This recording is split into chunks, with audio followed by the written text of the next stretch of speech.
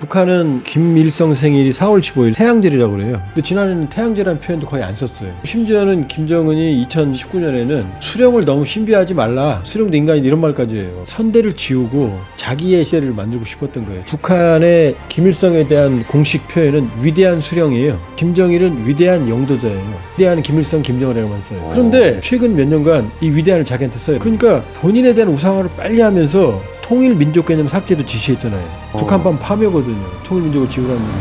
할아버지, 아버지를 지워버리고 자기만의 시대를 개막하고 싶었거든요. 자, 그렇게 자기 시대를 개막하고 싶었는데 막상 뚜껑 열어보니까 어떻게 돼요? 식량난, 외환난, 경제 최악이고 자기만의 시대를 선포했는데 없잖아요. 위기죠, 이제. 통일 민족 개념을 왜 지우느냐? 체제 경쟁에서 패배했으니까 남한하고 붙어있으면 이제 먹힐 것 같잖아요. 한번 홀로 서보려고 했는데 이제 버벅대는 거죠. 그러니까 다시 돌아가는 거죠. 아, 나 백두혈통이야. 할아버지, 아버지 찾아가는 거죠.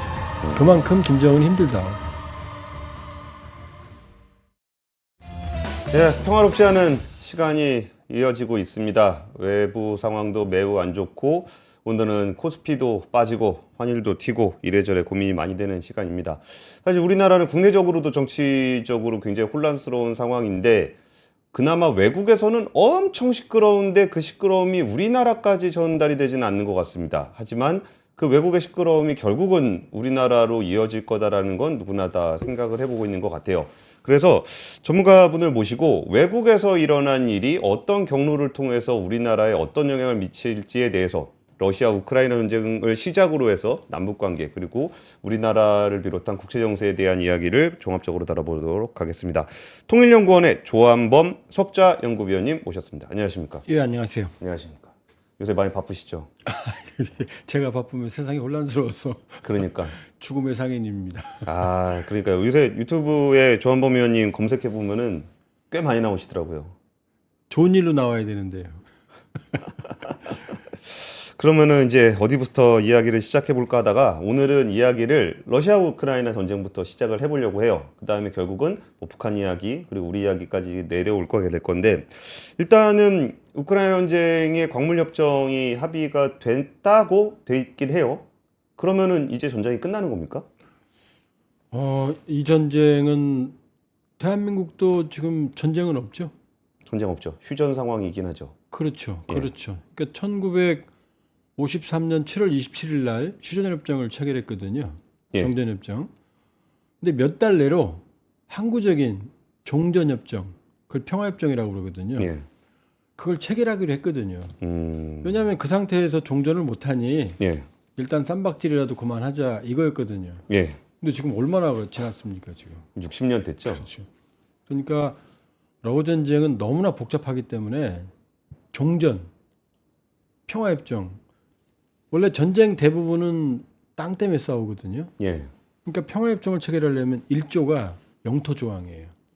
너 이거 갖고 나 이거 갖고 서로 이제 말 없기야. 이게 1조입니다 사실은. 제일 중요한 게. 예. 근데 여기서 합의가 안 되거든요.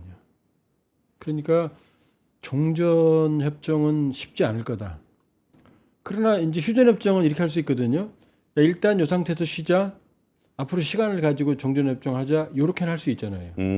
요 가능성이 높아졌다. 근데 그게 양쪽 정치인들 입장에서도 예를 들어서 제렌스키 대통령이 지금 상황에서 땅 내주고 종전할게요. 그러면은 본인이 위험할 수도 있으니까 일단은 휴전을 하면서 협상을 해보자는 정도는 뭐 미국이 등 떠밀어서가 됐든 뭐가 됐든 해볼 수 있을 거다라는 말씀이신 거죠? 지금 2022년 2월 24일 날 러시아가 우크라이나를 전면 침공했으니까 만 3년 됐거든요. 예. 만 3년 됐는데 전선은 사실은 거의 2년 동안 교착돼 있었어요. 그렇죠. 시작하고 나서 그 돈바스 어디야? 예. 그 지역 딱 점령한 이후에는 거기서 왔다 갔다만 했지 거의 유지가 돼 있었죠. 제가 좀 자료를 가져왔는데요. 예, 이거 예. 한번 보여드리면 요게 요 화면에 보면 왼쪽 있죠. 영어로 써 있는데 2월 25일, 2022년 2월 25일이거든요. 예. 침공 바로 하루 다음 날입니다. 아. 근데 저렇게 뻘겋게 칠해진 부분이 다 러시아가 점령한 거거든요. 하루 만에요. 예. 그리고 저 이제 크게 네모를 확대한 부분이 끼이우인데 심지어 끼이우까지 점령을 했어요. 일부를 하루 만에요. 그리고 오른쪽 그림은 뭐냐면은 이제 한 달이 지난 3월 24일 그림이거든요. 예. 근데 한 달이 지나면은 뻘건 부분이 다 이어졌죠. 아, 그러네요. 저게 거의 우크라이나 영토의 거의 4분의 1 가까이, 3분의 4분의 1, 이 4분에서 5분의 1 육박할 정도거든요. 예. 그러니까 저렇게 되면은 지금 맨 아래에 있는 튀어나온 부분이 크림반도고 오른쪽에 있는 동쪽 부분이 돈바스 지역 내전 지역인데 예. 북부에서 동부, 남부로 있는 회랑이 연결됐거든요. 한 달 만에요. 그러니까 저때 전쟁이 끝날 줄 알았죠. 이제 우크라이나가 이제 망할 줄 알았죠. 근데 그 다음에 한 달 뒤에 이런 그림이 만들어집니다. 요거는 지금 24년 8월 달이거든요. 예. 이러면 이제 위에 북부나 동부 지역은 다 지금 회복을 해버렸죠. 그쵸. 우크라이나가. 예.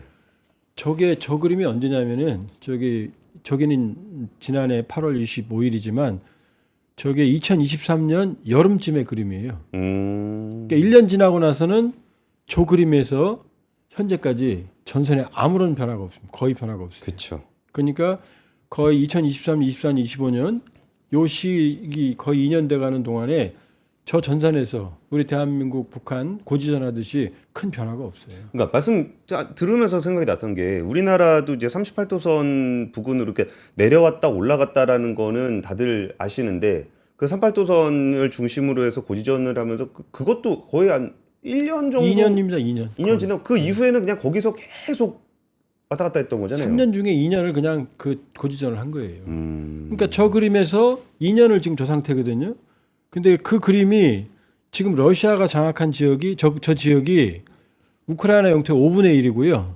조금 좀 진하게 색칠해진 빨간 부분이 전쟁 2024년 2월 24일 이전에 크림반도 돈바스는 러시아가 점령하고 있던 지역이고 2014년에 정도 그렇죠. 14년부터 예. 추가된 지역 빨간 지역이 경상남북도 강원도 정도 면적이거든요. 저걸 다 합치면 대한민국 남한 지역이거든요. 근데 저걸 푸틴이 장악한 상태니까 푸틴은 이 상태에서 휴전하고 싶어요. 그렇죠. 그럼 이긴 거거든요. 예. 이긴 거거든요. 명분이 있죠. 명분이 그 국내적으로. 그렇죠. 예. 근데 문제는 젤렌스키잖아요. 예. 젤렌스키는 우크라이나 영토의 5분의 1 뺏긴 상태에서 휴전이나 종전하면 이거는 무능한 대통령이 되는 거거든요. 그러니까 차기가 미래가 없거든요. 근데 그렇게 말씀을 하시니까 생각이 난 게 그 한국 전쟁 때도 전쟁 당사자인 우리가 휴전협정을 비롯해서 거기 참여를 못 하게 됐었잖아요. 이승만 대통령은 휴전협정 반대했죠. 그죠. 그래서 반공포로 석방하고 그 카드로 한미동맹 상호 방위 조약까지 만들어내거든요. 예, 예. 그러니까 이승만 정권은 반대했어요. 그러니까 지금 상황은 어떠냐? 푸틴은 이 상태에서 끝내고 싶어하고 예. 어차피 우크라이나 전체 점령 못한다는 거 아니까. 근데 문제는 젤렌스키예요. 그러니까 이번에 미국에서 젤렌스키를 빼고 협정을 하고 있는 거잖아요. 그런데 여기에 트럼프라는 변수가 생겼거든요. 예. 그러니까 바이든 정부는 나토 편이었어요. 나토는 우크라이나가 나토 편도 아니고 나토도 아니고 유럽이 좋아하는 그런 국가들 동슬라브족은 별로 안 좋아하거든요. 하지만 나토가 우크라이나를 별로 안 좋아한다. 왜냐하면 이 그림 때문에 그래요. 이 그림 보시면 이 그림 보시면 이게 이 우크라이나 지도를 보시면 벨로루시, 우크라이나, 러시아는 동슬라브족이에요. 동슬라브족이 소련이었기 때문에 유럽 나토의 불신이 아주 강해요. 아마 잘 보시면 요즘 한류운 영화 보면 마피아들이 주로 우크라이나계 아니면 러시아계로 나와요. 그 불신이 있거든요. 근데 왜 나토가 도와주느냐? 저 그림을 보면 저 우크라이나가 러시아와 폴란드, 슬로바키아, 헝가리, 그 옆이 독일이거든요. 예. 유럽을 연결한 다리거든요. 다리를 러시아가 점령해 버리면 예. 그냥 유럽으로 그냥 곧바로 진군하는 거고 저 우크라이나를 나토가 가입해 버리면 러시아 심장부가 뚫리거든요. 저게 지금 숙명이에요. 그런데 그렇기 때문에 지금 나토도 아니고 EU도 아닌 별로 좋아도 하지 않는 우크라이나를 목숨처럼 지키는 거예요. 저게 뚫리면 폴란드가 뚫리고 폴란드가 뚫리면 독일이 뚫리거든요. 그러니까 지금 지금 독일의 우파 정부가 들어서서 지금 우크라이나를 적극적으로 도와주려고 하는 게 바로 그거예요. 경험했잖아요. 2차 세계대전에. 그렇죠. 근데 문제는 저기에 바이든 정부는 나토 입장이었거든요. 예. 푸틴을 응징한다. 전쟁이 끝나더라도 푸틴이 이기는 형태, 푸틴이 웃는 형태의 그림은 안 그리겠다는 게 바이든이었는데 트럼프는 완전히 다른 사람이거든요. 그러니까 트럼프 입장을 저는 미국 중심으로 봐서 미국 중심으로 보게 되면은 우리가 거기서 돈을 왜 쓰고 있냐라는 것만 생각을 했었는데 트럼프는 심지어 나토 편도 아니잖아요. 왜냐하면 트럼프의 유일한 가치는 동맹도 아니고 연대도 아니고 돈이거든요. 그죠? 그러니까 돈 현금으로 숫자로 보이는 이익이거든요. 그러려면 트럼프 생각은 지금 당장 전쟁을 중단시키는 것. 그다음에 중단시키고 나서 자기네들이 들인 돈 다 받아가는 것. 플러스 더 받아가는 것. 이게 목표거든요. 그러니까 누가 이기는지가 안 중요해요. 그다음에 누가 잘못했는지도 안 중요해요. 심지어 우크라이나가 점령이 돼서 끝나더라도 상관없어요. 나는 상관없다. 그건 유럽 사정 아니냐? 그러니까 제일 목표가 뭐냐? 빨리 끝내는 것. 두 번째 목표는 들인 돈 받아가고 더 받아가는 것. 이거거든요. 예. 그러면 제일 빨리 끝내는 방법은 뭐죠? 푸틴한테 너 영토 인정해줄게 이겁니다. 얘기했어요. 인정해준다고. 전쟁 이전으로 돌아가는 거 불가능해. 그다음 전쟁의 원인이 됐던 우크라이나 나토 가입 그거 안 돼. 이건 푸틴이 지금 입이 빙그레하죠. 그럼 이제 젤렌스키는 지금 억울하잖아요. 그럼 젤렌스키도 방법이 하나 있어요. 젤렌스키를 만족시키는 게 아니라 겁을 주는 겁니다. 너 내가 주는 돈으로 전쟁하지? 너 돈 안 줄 거고 무기 안 줄 거야? 끊을 거야. 그럼 전쟁 못 해요. 그러니까 트럼프 대통령이 얘기했던 게 너는 카드가 없잖아 라는 얘기를 항상 하잖아요. 예. 트럼프의 특징은 뭐냐면 강한 사람한테 정면으로 파고들어서 이기지 못해요. 약한 사람의 약점을 잔인하게 파고들어서 굴복시킵니다. 그러니까 자 우크라이나는 사실 미국이 손을 떼면 전쟁 낮추도 못합니다. 못해요. 그죠? 예. 왜냐하면 무기도 있지만 모든 감시, 정찰 이런 지금 스타링크가 얘기해 주는 거잖아요. 예, 예. 그다음 두 번째 스타링크 없으면 드론도 못 띄운다. 그러면 젤렌스키한테 그러는 거죠. 아 보니까 너 선거 안 했다며 전쟁 중이라고. 지금 지난해 3월에 선거했어야 되거든요. 예. 5월이면 임기가 지난해 끝났어요. 선거를 근데 못했죠. 계엄이니까 이승만 정권도 1952년에 부산에 선거했어요. 어쨌든 형식적으로 했어요. 그러니까 또 하는 거죠. 너 선거도 안 했다며? 너 독재자지? 예. 그다음에 또 얘기하는 거죠. 이 얘기는 아직 안 했는데 너 전쟁 중인데 너 재산이 늘었다면서? 이 얘기가 지금 인터넷에서 퍼지고 있거든요. 근데 왜냐면 최근 뉴스를 제가 봤을 때는 사인하고 나니까 너 독재자입니까? 독재자입니까? 영국에서 물어보니까 뭐 내가 그랬나? 사인하면 또 빼준다는 거 아니에요?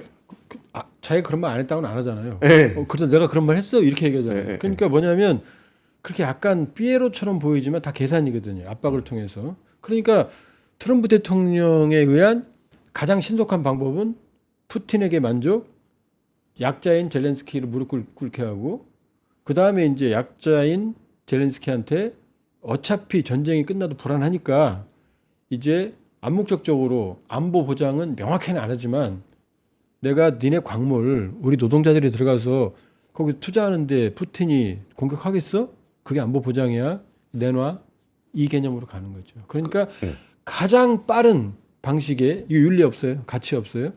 휴전 방안을 종전 내지는 휴전 방안을 지금 트럼프가 내밀고 있는 거죠. 가능성이 굉장히 높아요. 위원님, 그러니까 그 말씀 마지막 말씀에서 좀 연장되는 건데 물론 그게 우리가 사실 그 나라 전쟁을 도덕적으로 윤리적으로 따질 문제를 둘째치고 그럼 저 나라 둘을 종전을 시킬 수 있는 휴전을 시킬 수 있는 방법이 있냐 그러면은 없어요. 여기서 무한하게 무기 제공을 나토하고 미국이 했을 때 우크라이나가 망하지도 않을 것이며 그렇다고 우크라이나가 밀고 들어가고 러시아를 굴복시킬 것도 아니고 그러면 어쨌든 또 냉정한 얘기지만 전쟁을 종결시킬 방법은 이거밖에 없어 보이고 근데 여기서 확률이 좀 높아 보인다 그러면은 우리는 여기서부터는 그 다음에 대한 이야기를 나눠봤으면 좋겠어요. 지금 나토가 정의감이 사로잡힌 것 같지만 나토 군인 한 명도 안 죽었거든요. 그렇죠. 우크라이나하고 러시아만 죽고 있어요. 예. 지금 무기 더 주겠다는 거거든요. 독일 우파 정권이. 엄밀히 말하는 기약 없는 전쟁에 우크라이나 사람 더 죽이겠다는 얘기거든요. 그쵸. 왜냐 나토가 그러면 목숨 걸고 파병을 하든지 아니면 자기들 국방비 반 뚝 잘라서 줘서 아예 푸틴이 이기게 하든지 그건 또 못해요. 왜냐 우크라이나가 전세를 뒤집으면 푸틴이 실각하거든요. 그럼 그때 푸틴이 할 수 있는 건 핵단추밖에 없거든요. 그쵸. 그걸 또 알거든요. 그러니까 트럼프 방식이 옳은 건 아니지만 희생을 줄이는 뭐 의미 없는 전쟁을 중단시키는 가장 빠르고 효과적인 방법인 건 맞아요. 그러면 이거는 된다라고 전제를 하고 얘기를 시작해보죠. 이게 젤렌스키가 트럼프 대통령의 얘기 주장대로 그냥 따라간다. 어차피 카드가 없으니까라고 해가지고 휴전 협정을 맺어요. 그래가지고 거기에 광물 기금도 생기고 미국이 거기에 투자하고 러시아도 직접적으로 거기에 대한 뭐 먹은 땅만큼 있으니까 자기네 혼자 이겼다 그러고 이제 끝내요. 그러면 그냥 평화로워집니까? 이제 안보적 긴장은 남죠. 왜냐하면 지금 사실은 이 전쟁은 모두가 루저예요. 왜냐하면 푸틴은 지금 갑자기 구세주가 나타났죠. 지금 전쟁에서 안 그래도 힘들었는데 왜냐하면 유럽 전체가 싸우는 거거든요. 네. 지금 뭐 러시아가 전장을 지배하고 있고 뭐 러시아 경제 좋다 그렇잖아요. 러시아의 소모가 너무 많고요. 그다음에 러시아 경제 성장률 3% 4% 하지만 전시 경제예요. 아이 그쵸. 좋을 게 뭐가 있겠어요. 전쟁하고 만들어서 그냥 쏟아 붓는데 이게 재생산이 안 되거든요. 있는데. 예, 예. 그러니까 돈이 풀리니까 인플레이션. 음. 러시아 중앙은행 기준금리가 21%예요. 지금. 그러니까 푸틴도 울고 싶은데 지금 뺨을 때려주는 거거든요. 그러면 지금 단기적으로는 우크라이나를 점령했지만 상당 부분을 유럽의 신뢰를 잃었거든요. 그럼 유럽의 신뢰를 잃어버렸으면 이제 러시아의 중장기적인 미래는 어두워요. 이제 불신을 초래했거든요. 국제사회에서. 예. 그다음 우크라이나는 뭐라고 하든지 간에 5분의 1을 지금 뺏겼잖아요. 그쵸.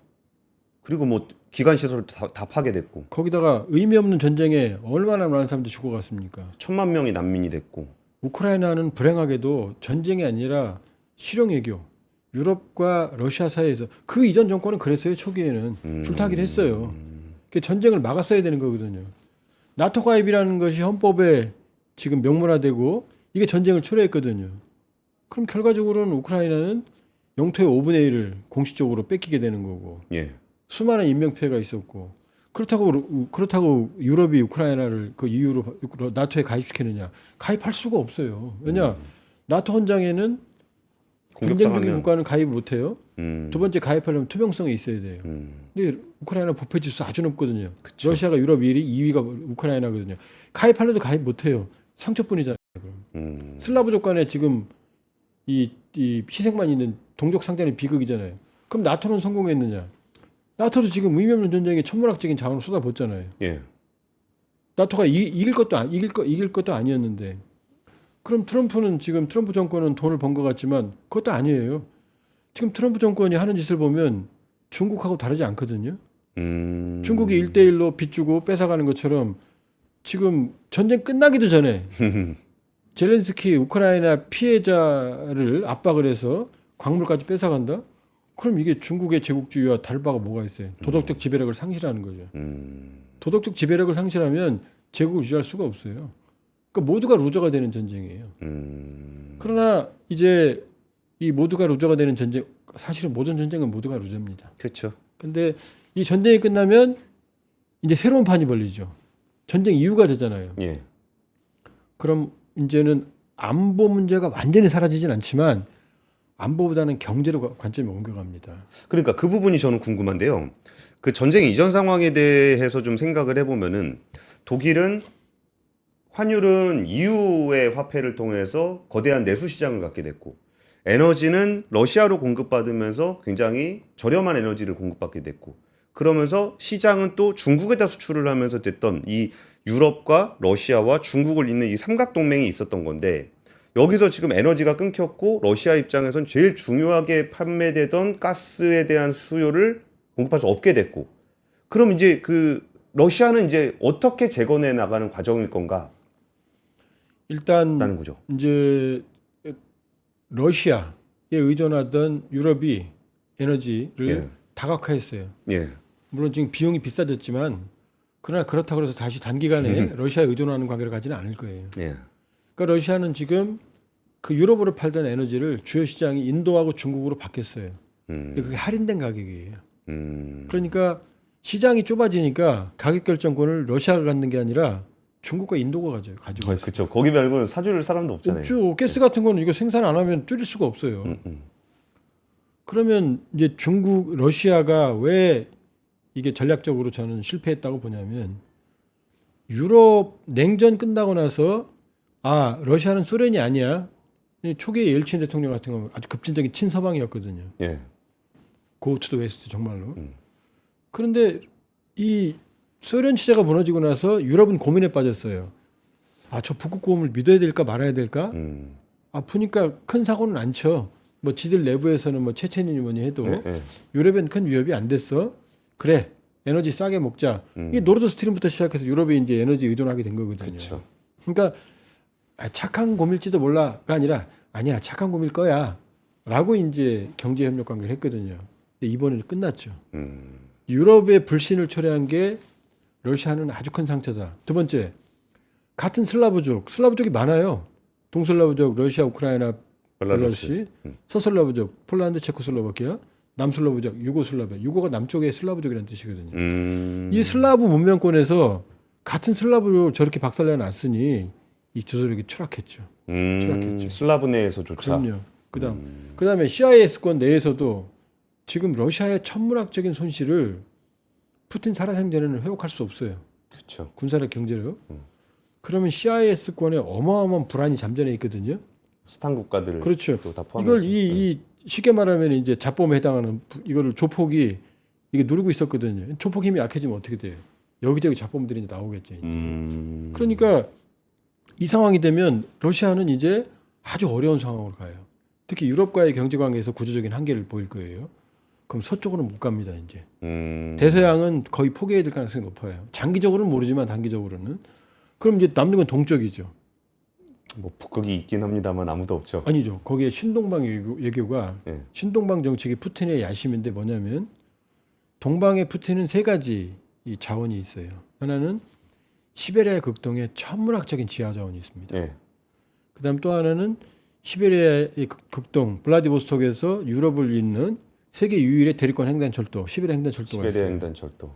그다음에 말씀하신 북극 북극 이게 항로. 녹고 있거든요. 예, 예. 이걸 활용을 하면 수천 킬로미터. 벌써 미국의 쇠빙산 얘기 나오잖아요, 지금. 예, 예. 그럼 이 세 가지를 활용을 해서 러시아 미래를 찾겠다는 게 신동방 정책이거든요. 그러니까 원래 푸틴은 반서구주의자예요. 반서방이에요. 뼛속 깊이. 그러니까 이번 전쟁으로 유럽과는 회복하기 어려운 관계에 갈 거다. 당분간은. 적어도 푸틴 생전에는. 그럼 동방에서 미래를 찾아야 되거든요. 근데 동방에 중국은 가까이 하기에 둘은 좀 가까이 껄끄럽고. 하기엔 부담스러운 당신. 그렇다고 뭐 척지고 살 것까지는 아니지만. 그렇죠. 그렇지만 인도는 믿기에는 너무나 교활한 인도.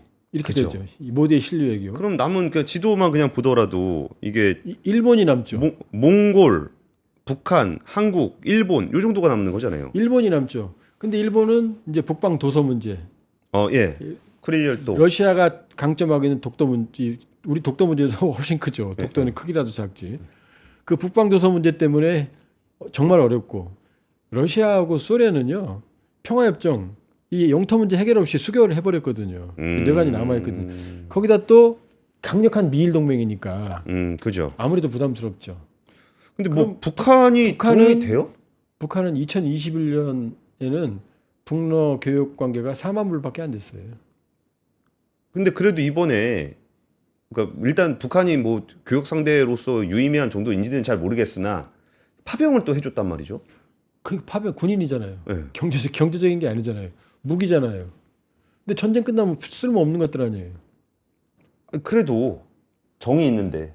정이 어디 있어요 국제 관계에서? 트럼프 대통령한테 우리 정이 있지 그래 보세요. 남는 건 어디예요? 대한민국이라는 매력적인 대상이 남죠. 우리요? 우리랑 러시아가 첫 번째, 자 이제 우크라이나 재건 얘기하죠. 예. 재건 수요가 우크라이나가 많겠어요? 러시아가 많겠어요? 이 화면 한번 띄워줘 보시겠어요? 요 오른쪽 그림 보시면 요게 러시아가 점령한 지역이거든요. 빨간 지역이. 예. 요 크림반도하고 요거 합치면 남한 면적이에요. 아 그래요? 여기가 주요 전투 지역이에요. 여긴 다 부서졌어요. 그러네. 자기가 점령을 했지만 옛날 우크라이나 그럼요. 땅이긴 하지만 자기가 점령을 점령하려고 하니까 여기 다 부서졌을 거 아니에요. 했으니까. 그럼 생각해 보세요. 요 나머지 지역이 재건 수요가 크겠습니까? 이 빨간 지역이 크겠습니까? 그러네. 제가 러시아 본토만 생각을 했네요. 빨간 지역이 훨씬 많죠. 근데 우리는 우크라이나 재건만 얘기하잖아요. 그렇죠? 예. 그럼 러시아 재건을 안 합니까? 남한 면적인데. 근데 유럽의 도움을 받긴 쉽지 않을 거고. 그죠. 우크라이나 영토를 불법적으로 점령한 상태에서 휴전이나 종전이 되니 유럽은 러시아에 대한 제재를 금방 해제 안 해줄 거예요. 예. 트럼프 대통령은 상당 부분 실적으로 해제해 줄 거예요. 안 그러면 푸틴이 안 나오니까. 그리고 푸틴 대통령 속셈이 뭐냐. 우크라이나 광물도 가져가지만 러시아 전후 재건에도 많이 가져갔다는 속셈이 있어요 지금. 그 얘기도 하고 있죠. 푸틴 대통령도 뭐 미국이랑 당연하죠. 같이 재건 사업 할 거다라고 얘기하고 있죠. 그런데 지금 세계 최고의 건설, 설계, 시공, 감리 능력이 어디 있는지 아세요? 대한민국이죠. 대한민국이에요. 지금 저한테 러시아 쪽 지인들이 간접적으로 그런 얘기해요. 우리 니네 건설업에 기대를 걸고 있다. 그 다음에 대한민국은 첨단, 반도체, 배터리, 정밀기계, 가전 다 가지고 있잖아요. 다 있죠. 뭐 우리 원전도 있고 러시아는 산업이 없어요. 플랜트도 있고. 러시아는 지하자원 팔아서 먹을 거나 필요한 거 사오는 구조예요. 그래서 우리 초코파이나 도시락면이 러시아 국민 음식이 되는 거예요. 그러면 대한민국은 아주 매력적인 협력 대상이란 말이에요. 그러니까 푸틴 대통령이나 러시아 그 최고위층에 항상 그러잖아요. 전쟁 끝나면 관계 회복 가능해. 그러니까 전쟁이 끝나면 어차피 러우 전쟁은 선악의 전쟁도 아니고 가치 전쟁도 아니고 복잡하게 얽힌 슬라브 조건의 비극적인 전쟁이거든요. 안 일어났어야 돼요. 푸틴은 전쟁하지 말았어야 됐고 제렌스키는 전쟁을 막았어야 되거든요. 예. 그런데 전쟁이 끝나고 나면 이제 판은 달라져요. 이제 경제판으로 갑니다. 유럽의 안보적 위기는 남겠지만 그때는 이제 실리 위기다. 실리를 추구해야 된다. 와, 제가 상상을 잘 못 해봐가지고 당연히 뭐 재건 사업을 하면은 우크라이나 쪽 사업을 하지 러시아 쪽 사업을 할 거다라는 생각을 잘 못했었던 그 제 머리의 한계가 결국은 우리는 그 미국과 동맹국이잖아요. 근데 우리가 러시아 재건 사업을 하는 부분들을 미국이 이런 유럽이 싫어하는 휴전 협상안이나 종전 협상을 만들었는데요. 푸틴이 이기는 그림을 그려줬는데요. 그러니까 푸틴이 그러면은 땅만 갖고 완전히 고립된 세계 그 누구와도 경제 관계를 하지 않는 상태의 종전이나 휴전을 받아들일까요? 아, 제재를 푸는 방식도 올라간다. 완전히 형식적으로는 유지되지만 사실상 제재는 풀어주는 안으로 들어가겠죠. 안 그러면 푸틴이 도장 안 찍죠. 그러니까 우리는 우크라이나에 살상무기 지원 안 했잖아요. 예. 나토는 했잖아요. 그렇죠. 우린 비우국일 뿐이에요. 적국은 그러니까 아니니까. 나토와는 입장이 다르죠. 그러면은 우리랑 사이가 나쁜 북한은 러시아에 파병까지 했는데 예. 그 북한은 어떻게 되는 거며 우리가 북러 관계가 좀 개선이 되면 남북 관계는 어떻게 되는 겁니까? 요새 북한 근데 그러니까 그 얘기 앞서서 우리가 이제 한 26분쯤 얘기를 했으니까 우리가 이제 좀 가까이 북한 얘기를 좀 집중적으로 얘기를 해볼게요. 우리나라도 좀 혼란스럽고 국제 질서가 너무나 어수선하니까 남북한 얘기를 거의 한 적이 없어요. 근데 지금 이렇게 국제 질서가 재편다는 상황에서 남북 관계도 굉장히 중요한데 지금 최근에 얘기 들어보니까 뭐 이걸 그대로 한번 읽어보겠습니다. 이게 김정은 북한 국무위원장이 군관학교를 찾아 제국주의의 침략성과 호전성이 역사상 가장 노골적으로 표현되고 있다. 모든 학생들이 현대전장들에서 이루어지는 실전 경험들을 우리식으로 소화습득해야 한다라고 강조를 하면서 이렇게 얘기하는 부분들이 뭔가 이걸 딱 봐도 이렇게 단도리 치는 거 아니면은 우리를 좀 위협하는 것 같은 느낌도 있거든요. 그 김정은 말과 행보에 비밀이 숨어 있어요. 지금 26, 27, 28 노동신문에 나온 걸 보면 예. 김정은이 똑같은 모자를 쓰고 다녀요. 그게 뭐냐면 화면이 있나 모르겠네요. 이 샤프카라는 러시아 모자거든요. 아. 샤프카라는 그 러시아식 모자예요. 저도 소련에서 유학할 때 그거 사서 쓰고 다녔거든요. 근데 그건 러시아를 의미하는 거거든요. 그 샤프카 모자는. 예. 근데 지금 북한도 낮에는 영상이에요. 지금 그 모자 쓸 시기 지났어요. 그 왜 이 시기에 3일 동안 계속 그거 쓰고 다녀요? 혹시 뭐 화면 제 걸로도 띄워주실 수 있나요? 이게 뭐냐면 이거거든요. 나 러시아 짝사랑하고 있어 알지? 이 얘기예요. 제가 도와드렸던 거 기억하시죠? 네, 이런 형 샤프카 쓰고 있어 이 얘기예요. 요 모자. 네, 저 모자예요. 저게 샤프카입니다. 저게 샤프카. 저거 지금 이 더운데 봄에 낮에 저거 왜 쓰고 다녀요? 지금 그냥 전투 못 쓰고 다니면 되지. 저 샤프카를 3일 연속 썼거든요. 그건 뭐냐? 러시아한테 보라는 거죠. 나 기억하지? 이러는 거고요. 두 번째는 지금 실전 경험 그랬잖아요. 학교에 가서. 예. 실전 얘기 갑자기 왜 나와요? 지금 남북을 그 완전히 다른 나라를 얘기했는데 김정은의 딜레마는 뭐냐면 지금 러시아에 파병했다는 사실을 북한 주민들한테 못 알렸어요. 아 그래요? 안 알렸어요 현재까지. 오. 지금도 평양이나 이런 데 소식 들어보면 러시아 파병 인민군 그럼 다 잡아간답니다. 금기어예요. 오. 지금 문제는 뭐냐? 시신도 송환을 못 해요. 그렇죠. 부상병도 송환을 못 해요. 왜? 아니, 보냈다고 안 했는데 오면 안 되잖아요. 부상병들이 가면 얘기할 거 아니에요. 예. 지금 이런 상황이에요. 어. 그러니까 지금 갔다는 걸 어쨌든 돌아올 거 아니에요. 언젠가는. 그쵸. 그럼 이제 실전 얘기는 뭐냐 이렇게 얘기하고 싶은 거예요. 이게 포로들도 이렇게 얘기하잖아요. 우리 훈련하는 줄 알았어요. 아 실전 훈련하러 보냈어. 실전과 같은 훈련하러 보냈어. 요 얘기를 하고 싶은 거예요 지금 명분을. 그러니까 사전에 지금 빌드업 하는 거죠. 그러니까 이 행보에는 김정은의 러시아의 인민군 파병에 대한 메시지가 이 그림에 들어 있는 거죠. 그러니까 푸틴이 어떻게 했어요? 이번에 오늘 보도가 나왔죠. 리희용 당 비서 굉장히 중량급이에요. 예, 예. 푸틴이 만나줬어요. 뭐냐? 괜찮아. 나 너 기억하고 있어. 전쟁이 안 끝났으니까 아직 북한 도움이 많이 필요하거든요. 또 김정은은 또 뭐냐면 파병까지 했는데 인민군은 괴멸됐고 체면 손상받았고 근데 여기서 전쟁이 끝나면 낙동강 오래열되는 거 아니에요. 그쵸. 그러니까 지금 초조해지죠. 그러니까 자꾸 시그널을 보내니까 이제 만나서 괜찮아. 우리 관계 좋아. 5월 9일 날 러시아 전승절이거든요. 2차 세계대전. 예, 예. 그때 잘해봐. 푸틴은 5월 9일 이전에 전쟁을 끝내고 싶어 해요. 그래서 5월 9일 날 전승절을 제2의 전승절, 러시아의 위대한 전승절을 만들고 싶어 해요. 지금. 아, 날짜 딱 맞춰가지고. 그리고 거기에 북한군도 초청했고 지금 예상대로라면은 제일 좋은 그림은 김정은이 원하는 그림은 거기에 가서 푸틴이랑 손잡고 전승국가로서 만세하는 거예요. 지금. 요 그림이에요. 그러나 어찌됐건 파병에도 불구하고 별로 받은 것도 없어 보이는데 전쟁이 끝나고 인민군은 괴멸됐다. 이 그림은 푸틴한테 김정은한테는 아주 안 좋은 그림인 거죠. 그리고 심지어 러시아 그러니까 사실 이렇게 뭐 달면 삼키고 쓰면 뱉는다고 러시아가 지금 당장 급할 때 파병을 해달라 그러면 남한이 해줄 리 없으니까 당연히 안 해주는 거니까 북한한테 파병을 해달라고 했지만 전쟁이 끝나고 나서 뭔가 경제적인 뭔가를 할 때 북한이랑 뭘 한다? 그림이 안 그려지는 거잖아요. 지금 그러니까 예. 객관적인 자료를 말씀드릴게요. 지금 11,000명, 2,000명 파병했고 우크라이나 정부 당국에 의하면은 지금 러시아가 쓰는 탄약의 절반 이상을 북한이 제공하고 있거든요. 그러니까 전적으로 러시아가 북한의 전쟁 지속 능력을 북한한테 의지하고 있거든요. 그럼 뭐 많이 줬을 거 아니에요. 그럼 경제가 좋아져야 될 거 아니에요. 예, 예. 지난해 상반기 1달러당 북한 원화가 8,500원 했거든요. 예. 지금 2만 원이 넘어요. 더 약해졌네. 우리를 치면 4,000원, 5,000원 하는 거예요. 그럼 경제 망한 거죠. 그럼 만일 러시아가 충분히 뭔가 줬다면 이런 일이 벌어지질 않죠. 왜냐? 러시아하고 북한은 이미 오래전에 루브라 결제에 동의를 했어요. 합의했어요. 루브라 어떻습니까? 언제 폭락했죠. 루브라를 또 폭락은 물론이거냐. 저도 어디다 쓸데가 쓰냐고요. 없죠. 쓸데가 예, 없냐고요. 그러니까 생각만큼 김정은이 재미를 못 본 거죠. 달러를 줬어야 되는데. 달러는 러시아도 쓸 게 못이라는데. 그러면 군사 기술이라도 줬겠지 그러잖아요. 예, 예. 지난해 김정은이 공개적으로 지시를 군사용 정찰위성을 3회 쏘라고 그랬거든요. 예.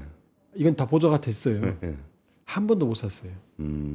만일에 세계 최첨단 군사 정찰 위성 기술, 로켓 기술을 가진 러시아가 도와줬으면 쐈겠죠 한 번이라도. 그 한 번도 못 쐈다는 얘기는 안 도와줬다는 얘기예요. 그러면 생각보다 북한은 제가 보기에 러시아한테 받은 게 별로 없다. 받은 것도 없는데 전쟁이 끝나가 버리면 이제 애간장이 타는 거죠. 그러니까 자꾸 쳐다보면서 형 나 모자 기억해 주세요. 모자 쓰고 다니는 거죠. 제가 북한 소식을 잘 몰라서 그러는데 이렇게 질문지를 보고서 또 읽겠습니다.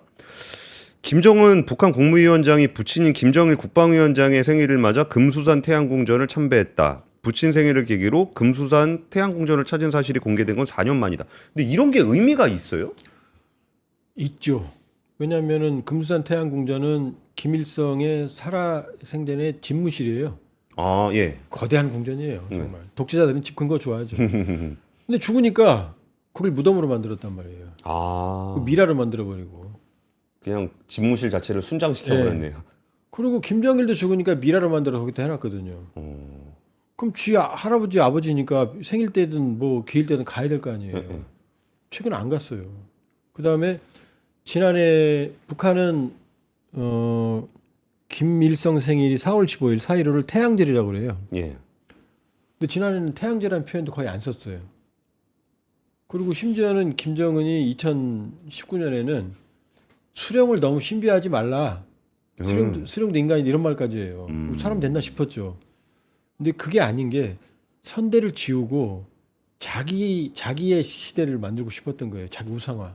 과속 우상화. 본인 우상화. 예. 왜냐 어디서 할 수 있느냐? 우상화 속도가 너무 빨라요. 아 그래요? 김정일은 광명성이라고 별성자거든요. 예, 김일성은 태양이고. 그래서 김정일도 자기를 주체조선의 태양이라는 표현을 쓴 적 없거든요. 예. 근데 김정은은 벌써 주체조선의 태양이라는 표현을 써요 자기한테. 아 자기한테. 네. 그리고 홀로서기를 합니다. 원래 이제 북한의 김일성에 대한 공식 표현은 위대한 수령이에요. 예. 별거 아닌 것처럼 보이죠.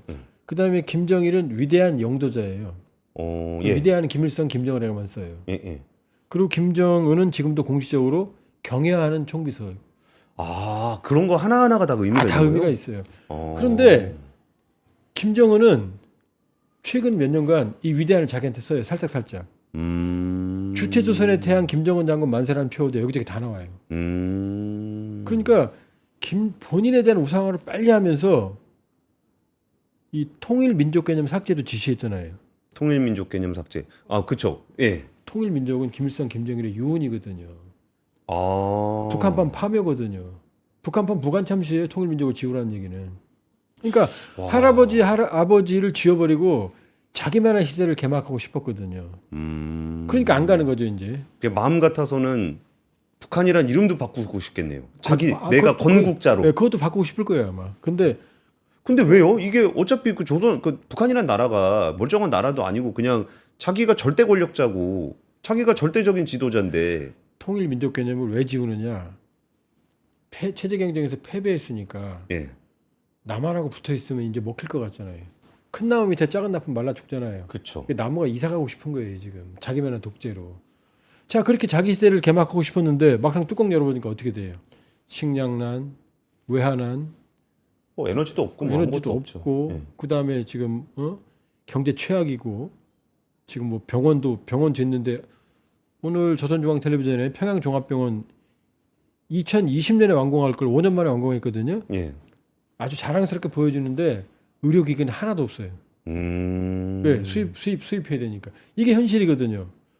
아니 8,000원대 환율이 2만 원이면 끝난 거 아니에요? 그렇죠.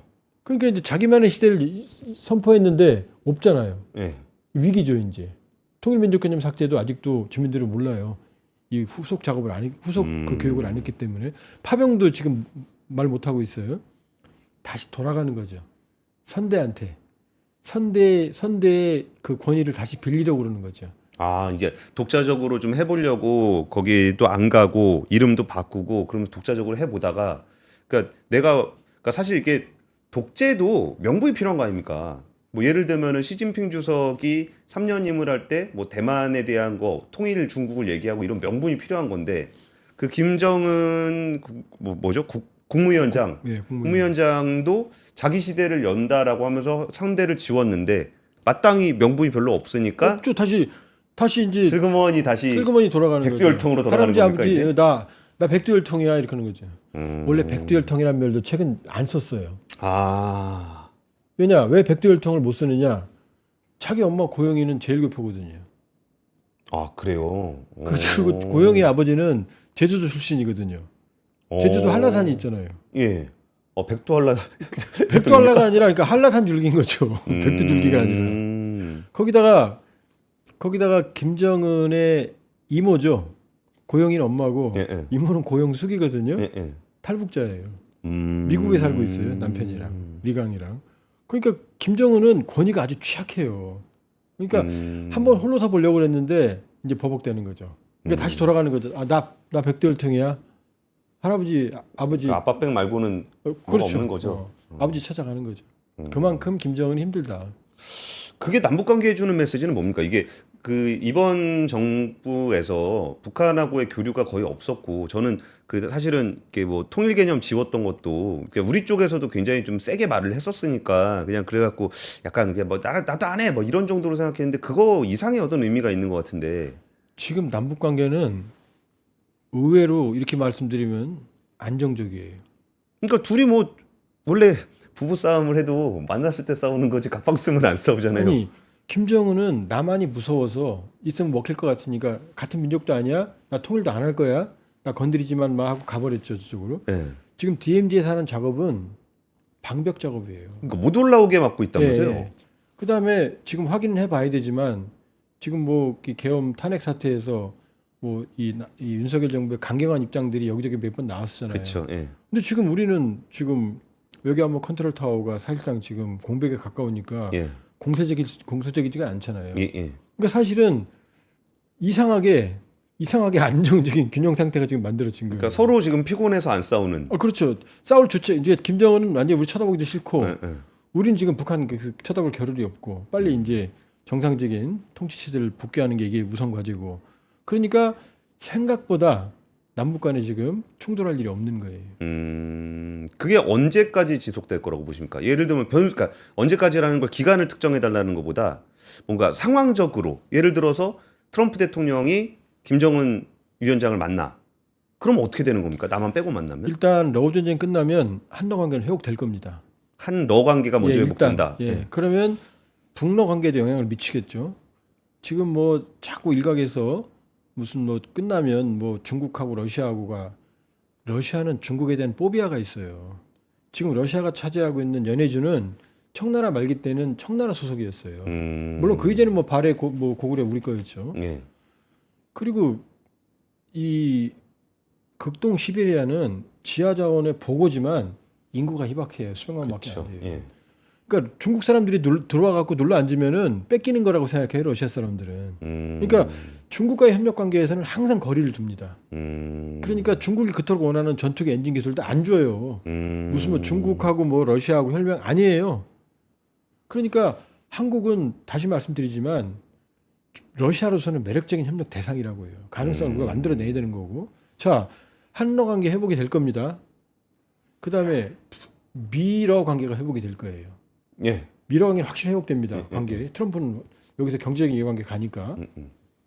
그 다음에 미러 관계가 회복이 되면 이 미러 관계 회복에 트럼프 대통령의 또 다른 속셈은 중국에 대한 견제예요. 중국에 대한 예. 떼놓는 거죠. 그럼 이제 시진핑은 아무래도 고립감을 더 느끼겠죠. 이 상황에서 북러가 밀착한 상황은 북중 관계 악화를 가져오거든요. 잠시만요. 북중이 밀월 관계를 다시 한번 예. 북러가 밀착을 하면서 북러가 밀착을 하면 북중 관계는 나빠졌어요. 북중이 나빠진다. 예. 왜 그러냐면 중국은 북한을 배타적인 영향권을 두고 싶거든요. 근데 북러가 밀착을 하면 중국의 영향력이 줄잖아요. 그다음에 중국의 이해관계를 결정적으로 건드린 게 뭐냐면 지난해 6월에 평양에서 체결했던 북러 포괄적 전략적 동반자 관계 조약이에요. 이건 일반 조약이지만 그러나 여기 동맹 조약이 들어 있어요. 상호 위험할 때는 군사협력을 한다, 파병한다가 들어 있거든요. 그러면 지금까지는 조중 우호협정의 상호 원자 조약, 요 동맹 조약에 의해서 중국만 북한의 유사시에 군대가 들어갈 수 있었거든요. 예, 예. 근데 이제 러시아도 들어오거든요. 그럼 이게 어때서? 중국은 유사시에 북한을 점령하거나 위성국가를 만들어야만 동해를 가질 수가 있거든요. 그쵸. 나올 수가 있거든요. 지금 못 나오잖아요. 근데 중국이 동해로 나오면 어떤 일이 벌어지느냐? 러시아가 포위되잖아요. 포위되죠. 네. 그러면 중국이 유사시에 들어오면 러시아가 들어와서 동해를 막겠죠. 이러니까 여기서 이제 시진핑은 여기서 선을 넘었다고 보는 거죠. 아, 북한이. 그게 작은 땅인데 굉장히 중요하네요. 그럼요. 그러니까 지금 북러 관계가 밀착하니까 북중 관계가 멀어졌는데 여기서 지금 러시아하고 미국이 지금 친해지고 있잖아요. 예. 그럼 푸틴이 북미 관계를 중지할 수도 있는 거예요. 푸틴이 북미를 그러면 북러 관계 때문에도 머리가 아파 죽겠는데 시진핑이 이제 북미 관계가 푸틴 뭐 주제로 만난다는데 어차피 북미 관계가 좋아지면 지금 시진핑의 악몽은 평양에 미국 대사관이 들어오는 거거든요. 더 악몽은 또 뭐냐? 평양에 일본 대사관이 들어오는 거거든요. 그림이 이쪽으로 가는 거거든요. 와, 근데 이게 지금 말씀하신 얘기가 우리의 그냥 편견, 고정관념을 좀 깨주시다 보니까 그림을 한번 그려보면은 중국을 견제하기 위해서 러시아가 북한과 손을 잡고 트럼프 대통령이 북한과 얘기를 하면은 그리고 트럼프 대통령 푸틴이 이렇게 얘기하고 그럼 러시아, 북한, 미국이 연결되면서 일본이 같이 딸려 들어가는 그런 그림. 미일은 같이 가고요. 일본의 꿈은 북한하고 수교예요. 그래요? 왜냐? 한반도를 그러면 영구 분단을 시킬 수 있잖아요. 일본은 한반도 통일이 싫을 거 아니에요. 두 번째 계기도 있어요. 일본이 납치자 문제. 그렇죠. 북한이 납치해간 사람들이 있잖아요. 예. 자, 지금 찾아보셔도 돼요, 시청자 여러분. 일본인 총리 옷을 찾아보면 여기에 블루 리본이 달려 있어요. 지금 바로 나올 겁니다. 제가 찾아볼게요. 예. 예. 이 기시다 총리는 블루 리본을 2개나 달고 나온 적도 있어요. 이게 일본인 납치할 의미예요. 그 블루가 뭐냐? 동해 바다를 상징해요. 고향의 바다, 일본인들의. 일본은 북한 핵 문제보다 이 납치자 문제 해결하면 영웅이 되거든요. 그러니까 일본 정부는 납치자 문제, 그러니까 고이즈미가 평양에 가서 김정일이랑 합의했던 거 아닙니까? 그러니까 여기 이- 있네. 요거네요. 예, 조그맣긴 하지만 납치자 문제를 해결하면 일본은 북한과 수교 협상에 들어갈 거예요. 그럼 여기에 트럼프하고 김정은이 협상하는 과정이 병행이 되면 일본은 신나죠. 그럼 김정은은 왜 신나느냐? 북일 수교를 하게 되면 수교 배상금을 받거든요. 우리 박정희 정권 때 받았던 예. 그게 100억에서 300억 달러거든요. 어... 북한의 1년 교역액이 지금 25억 달러밖에 안 돼요. 100억 달러면 4배고 300억 달러면 12배거든요. 그러니까 북한과 일본이 이해관계가 맞아 떨어지는 거예요. 그러면. 근데 저는 별로 상상은 잘 안 가요. 이렇게 말씀드리면서 어떤 말씀이신지는 알겠는데 일단 저의 고정관념이 있어서 그런 것 같긴 해요. 근데 이렇게 그려지면 우리가 고립이 되는 겁니까? 한국이. 아니죠.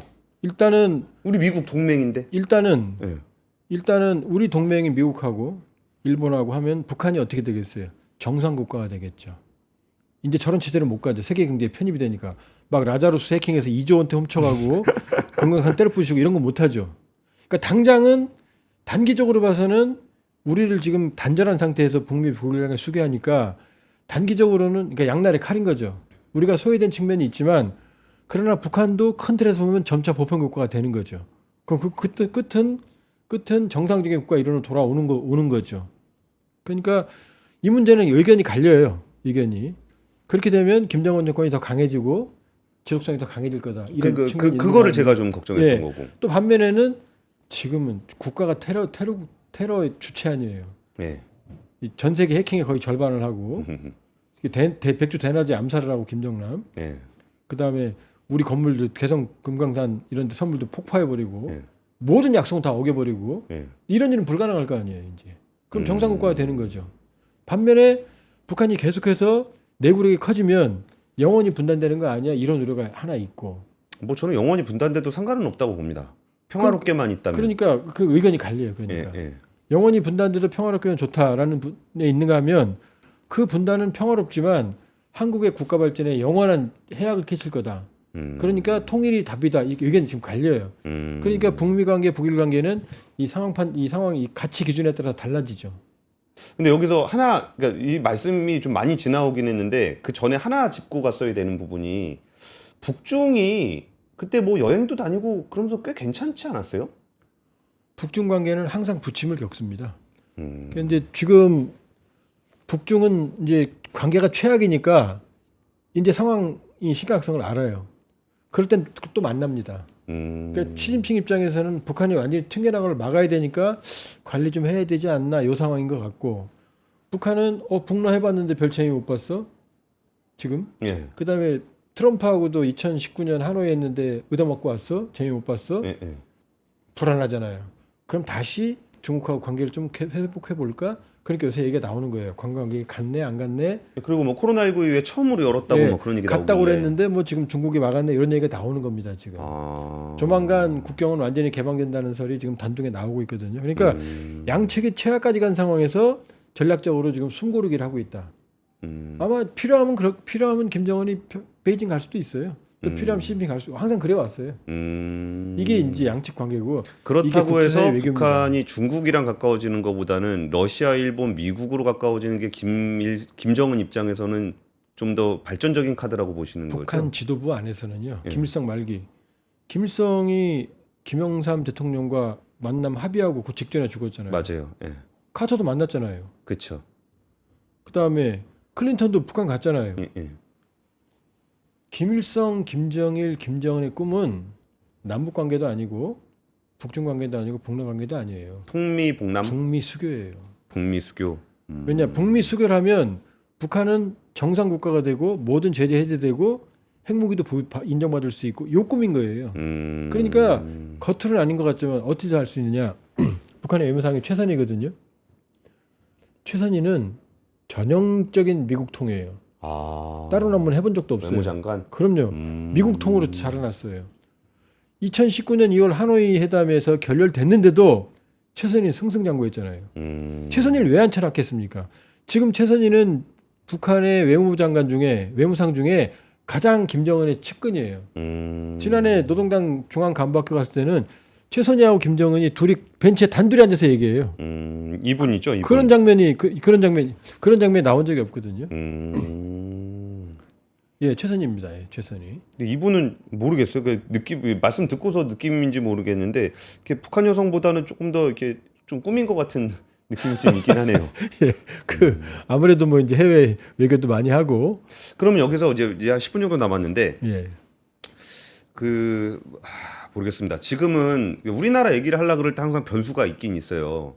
이게 지금 우리가 외교안보 공백이 있는 상황이고 그리고 여기서 전제를 뭘로 해야 될지는 모르겠어요. 그 전제가 이렇게 윤석열 대통령이 돌아오는 시나리오도 있을 거고 대선 국면으로 가가지고 이제 뭐 다른 대통령을 뽑게 되는 상황도 있을 거고 이게 여당 쪽에서 될 수도 있고 야당 쪽에서 될 수도 있고 세 가지 정도가 있을 건데 그거를 다 그 정치적인 스탠스는 중립으로 놓고 이제 앞으로 우리나라의 이제 외교안보 공백이 좀 사라지고 리더십이라는 게 구체화되면 그 리더십은 어떤 부분들을 고민하면서 이 다양한 국가들과 전략을 짜야 됩니까?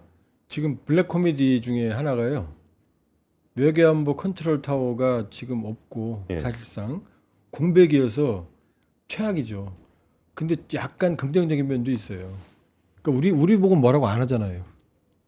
말 걸 사람이 없으니까 그런 거 아니에요? 대상이 없으니까요. 그러니까 그런 면에서는 일단 숨고르기는 하는 면에서는 물론 블랙 코미디로 말씀드리는 겁니다. 그러나 다음 이제 이 사태가 안정화됐을 때 그게 좌든 정권이 우든 중도든 명확하게 지금 세계는 명백한 진영이 존재하지 않는 그렇다고 진영이 없는 것도 아니에요. 느슨한 진영은 있어요. 예. 그 안에서 세계는 각자 도생이다. 그러니까 그래서 제가 여쭤본 네. 아까 같이 중립을 말씀드렸던 이유가 뭐냐면 우리 정권이 진보인지 보수인지 그게 그 상대방 입장에서 우리가 국익을 위해서 외교를 한다거나 그러면은 상대방 입장에서 얘가 진보인지 보수인지 알 게 뭐냐. 진보 지갑에 들어있는 돈, 보수 지갑에 들어있는 돈 달라요? 그 같은 돈이잖아요. 예, 같은 돈이죠. 예. 그러니까 결국 주고받을 게 있어야 된다. 예. 그러니까 지금은 나하고 친했잖아, 우리 전에 사랑했잖아, 이거 안 통해요. 그러니까 나 가진 게 이만큼 있으니까 빠터져. 예. 주고받자 이게 통하는 시대예요. 그러니까 우리나라의 차기 리더십이라는 거는 윤석열 대통령이 돌아오더라도 어차피 뭐 상황에 따라서 이제 우리나라도 뭐 미국이 갑자기 북한 만나고 그러는데 우리 몰떡몰떡 손가락만 빨고 있을 수는 없잖아요. 그러니까 바게닝 파워예요. 예. 줄 건 주고 받을 건 받아야 되는 거예요. 예를 들면 벌써 그러잖아요. 한국 조선 뭐 어디 말하면 안 되죠. 어디 기업체 이름까지 얘기하잖아요 지금. 예, 하나오션. 예. 예. 말해도 되나요? 예. 그 다음에 필리조선소. 예. 예.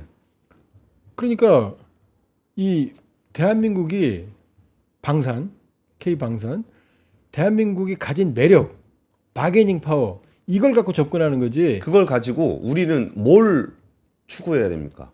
추구할 게 많죠. 예를 들면 트럼프 대통령은 우크라이나에서 봤잖아요. 누가 이기고 누가 잘 되는지 관심이 없잖아요. 예. 그럼 우리한테 최악인 협상도 북미 간에 나올 가능성을 배제할 수는 없잖아요. 그게 뭐예요? 북한의 핵을 현수준에서 인정해주고 예. 그 다음에 미국을 공격할 능력은 막고 관계를 개선하고 그러면 우리는 한국은 위험하고 미국은 안전하고 북한은 제재 해제 받고 예를 들면 이렇게 한다는 게 아니라 예. 이런 걸 막아야 될 거 아니에요. 그다음 두 번째 이런 사태가 왔을 때 그러면 트럼프가 지금 유럽에서도 지금 그 안보 공약을 이행을 안 하겠다는데 예. 확장 억제 니네 힘들면 내가 해결을 해줄게 그 얘기를 무한정 트럼프 우리 앵커님 MC님 트럼프 믿겠어요? 그럼 그때 우리 자구책을 마련해야 될 거 아니에요. 그렇죠. 트럼프는 돈 안 드는 건 해주거든요. 자기 돈 안 들어가면. 그럼 만일에 전 최악을 상정하는 거예요. 북한 핵을 부분적으로라도 인정해 준다면 우리도 상황하는 자각력을 가져야 될 거 아니에요. 그게 이제 자체 핵 보유, 미국의 전술핵 반입. 자체 전술핵 반입은 지금 있는 것도 빼가겠다는 게 트럼프인데 우리 줄 리가 없죠. 그다음에 자체 핵보유 트럼프가 인정해 줄 거다 착각이에요. 우리가 핵을 가지게 되면 전 세계 질서가 깨지거든요. 그렇죠. 그다음에 한미동맹 자체가 깨져요. 왜냐면 우리가 핵 있는데 주한미군이 왜 필요합니까? 세계 5위 방산 핵까지 있는데 왜 안 들어줄 거라고요. 그럼 남는 건 뭐냐? 바로 한미 원자력 협정 개정에서 농축과 제철의 권한을 받으면 그건 우리가 잠재적인 핵보유국이 되거든요. 명목은 평화적인 원자력 이용이고 이거 미국이 돈 한 푼도 안 들어요. 일본은 심지어 제철을 해줬어요. 폴리스는 어마어마하게 많아요. 이런 거죠, 그러니까. 그러니까 우리가 줄 건 주되 주한미군 주둔 분담금 좀 올려주면 되죠. 그리고 우리 안보에 절대적인 걸 받으면 될 거 아니에요. 자, 경제가 안 좋으면 안보가 약해지죠. 근데 안보가 없으면 경제는 사라져요. 그렇죠. 그러니까 이 불확실성의 시대에 트럼프와 이제 거래하자니까 그래 알아서 거래하자고 하고 거래하면 될 거 아니에요. 미국이 없는 거 우리가 많이 가지고 있으니까. 예. 뭐 트럼프 대통령이 무슨 뭐 무소불위다 아니에요. 관세를 올리면 물가가 올라갑니다. 그럼 지지율이 떨어지죠. 지지율이 떨어져요. 그 다음에 그럼 관세를 올리니까 우리나라 가서 공장을 줘. 아니 GDP가 8만 불이 넘는데 거기 인건비를 어떻게 하면 돼? 공장 안 들어가니까 바이든 대통령이 보조금 준 거 아니에요. 보조금 안 준다고 그랬잖아요. 그다음 이민자들 내쫓으면 저임금 노동력이 빠져나가니까 인건비 올라갈 거 아니에요. 트럼프 정책은 지금 자기가 말하는 인플레이션 안정화, 단기간의 경제 부양 효과 이게 나오기 어려워요. 그러면 트럼프도 우리한테 필요한 게 많을 거예요. 우리가 가진 경제적으로 우리 경제적인 장점이 많잖아요. 그쵸. 국방도 장점이 많잖아요. 조선이 말해주는 거잖아요. 예. 그 다음에 더 중요한 게 있습니다. 오바마 때 피보트 아시아 중시. 예. 왜? 중국 잡으려고. 예. 트럼프 일기 때 이 아시아를 인도태평양으로 확장한 게 트럼프예요. 중국 잡으려고. 바이든 때도 그대로 인도태평양 가져갔어요. 지금 중국 때리기 더 하잖아요. 그러면 일본은 주일미군 기지가 있지만 섬이고 중국과 붙어있는 대륙의 주한미군은 중국에 대한 비수가 되거든요. 한반도의 주한미군은 그만큼 중국을 민주당, 공화당 모든 정부가 견제하는 중국을 견제하는데 경제로만 견제하나요? 안보로도 견제하지. 그 비수가 지금 주한미군이거든요. 그러니까 주한미군 철수시킨다 어쩐다 그러니까는 공화당, 민주당이 동의해서 안 돼. 28,500명 이하 못 줄여 이렇게 하는 거잖아요. 그렇죠. 그러니까 우리 강점이 있다니까요. 오케이. 그러면 이제 미국하고의 관계 개선을 통해서 우리를 패싱하고 뭐 북한이랑 뭘 하는 그런 상황들, 뭐 북한의 핵을 인정하고 이런 부분들을 견제하는 방법에 대한 전략이 필요하다. 그럼 일본하고는 어떻습니까? 일본은 사실 저는 일본이 진짜 그 우리나라 외교 전략 하시는 분들이 되게 어려울 것 같은데 분명히 미국은 이쪽에 그 일도련선 안쪽에 있는 두 개의 우방 국가. 뭐 미국하고 일본하고 한국이 요 사이에서 좀 친하게 지냈으면 좋겠다라는 게 미국의 절대적인 입장이고, 근데 우리나라는 일본하고 친해져야 말아야 되냐 그런 고민을 하고 있는 상황이고, 근데 아까 말씀 주셨던 것처럼 러시아, 북한, 일본, 미국을 연결하는 요런 시나리오가 나오게 되면은 우리가 여기서 배제되는 것도 바람직하지 않으면 일본이랑은 어떻게 지내야 되는가? 그건 어떻습니까? 일본에서는 이 윤석열 정부가 했던 한일 외교에 대해서 평가가 긍정적이에요. 그렇죠. 뭐 다 해줬으니까. 일본은 한국도 관리하고 싶거든요. 우리도 마찬가지입니다. 그것을 선택적 친화력의 외교라고 그래요. 필요한 건 협력하는 거죠. 예. 독도나 과거사 이런 건 강력하게 하는 거고, 그것 때문에 완전 판을 깬다? 이건 각자도생의 이 세계의 실리에서 맞질 않아요. 그러니까 강경할 건 강경하고 우리가 필요한 부분에서 선택적으로 협력하는 거죠. 협력해야 되니까 뭐 독도니 뭐니 다 양보해? 그건 안 되는 거예요. 또 독도 과거사 문제 때문에 일본은 쳐다보기도 싫어? 그것도 속 좁은 외교예요. 그러니까 지금 말씀드렸지만 오로지 대한민국 국익을 위한 실용 외교를 견제해야 되는 거고, 지금 북한이 삐져나갔잖아요. 지금 통일민족 안 한다고. 그렇죠. 그것도 이 상황에서 북미 관계 개선하고 북일 관계 개선하는데 그럼 남한은 전쟁 관계로 전환하고 갈 수 있겠어요? 이 관계도 전환을 해야죠. 그렇죠. 그럼 네가 그럼 만나서 얘기하자 어떤 건지. 관계 개선의 계기가 될 수도 있는 거고, 또 김정은이 다른 나라라고 그러면 다른 나라는 오히려 관계할 수 있잖아요. 그럼 외교를 민족 간 특수 관계가 아니고 그럼 알았어라고 넓게 이 대인배 우리가 좀 높은 수준에서 양보해서 그래 와라. 새로운 관계 맺자. 물은 높은 데서 밑으로 흐르잖아요. 그러니까 여러 가지 면에서 이 상황을 우리가 그걸 전 코리아 이니시티브라고 그러거든요. 우리를 중심에 놓고 항상 우리를 주변에 놓지 말고 우리를 중심에 놓는 미국, 중국, 러시아, 북한 이런 프리즘을 가자는 거죠. 알겠습니다.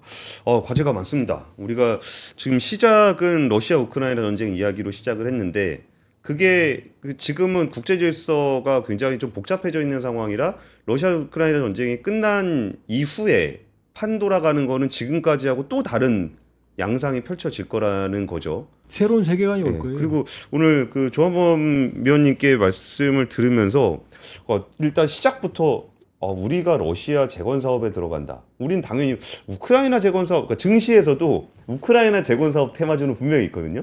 근데 러시아 재건 사업 테마주는 없어요. 말 잘못했네요, 제가. 아니요. 그래가지고 그게 그러면 불가능한 시나리오일까라고 생각했을 때 뭐 어차피 시나리오라는 거는 다양한 걸 쓰면서 거기에 대한 준비를 하는 게 관심 있게 필요한 봐야 거니까. 돼요. 예. 네. 그러면서 이어지는 이 이야기들이 결국은 우리나라의 외교 안보는 어떻게 해야 되는 것까지 이야기를 해본 것 같습니다. 오늘 조한범 의원님 말씀 들으면서 뭔가 내가 생각보다 많은 편견을 가지고 있었구나, 고정관념을 갖고 있었구나라는 생각이 좀 들고 이렇게 폭넓은 시야를 좀 더 다양한 생각들을 하면서 그 다양한 생각을 미리 해야 나중에 그런 일이 벌어지든 벌어지지 않든 거기에 대해서 좀 준비를 미리 할 수 있지 않을까 싶습니다. 그 통일연구원의 조한범 석좌연구위원님과 함께 했습니다. 감사합니다. 예, 고맙습니다.